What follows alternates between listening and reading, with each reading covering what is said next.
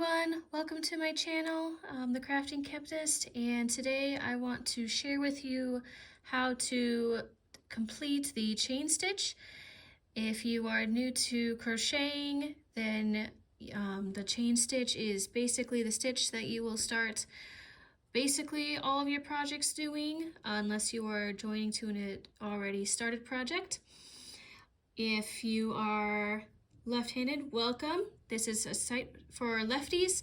If you're right-handed, you are also more than welcome to observe, to try to learn from what I have to share. Just be aware that what I have to show you will be seen as backwards to you. So to get started, I am working with a size H, also known as 5mm hook. This is a good size for when you are first learning. It's not super small, it's not super large and bulky. I'm also working with a medium smooth yarn so that it doesn't get caught in my hook. Great for beginners as you are learning. There are two ways I can get started with a chain stitch when getting a project started.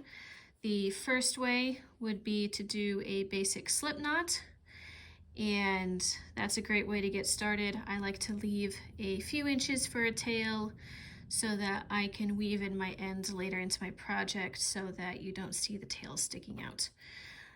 The way I typically start a project with the chain stitch is I loop it over like this, holding it as so.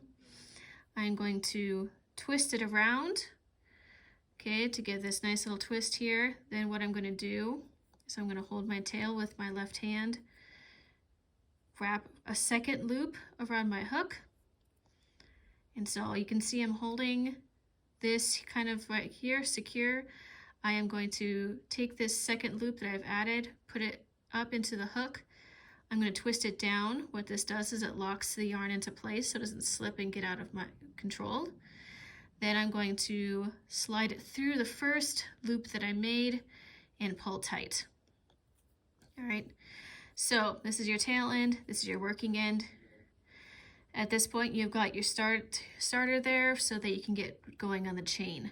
Now to do the chain, it's very similar to what you have just done. Basically, you're gonna wrap this around, take your hook, twist it down to grab it, and pull it through.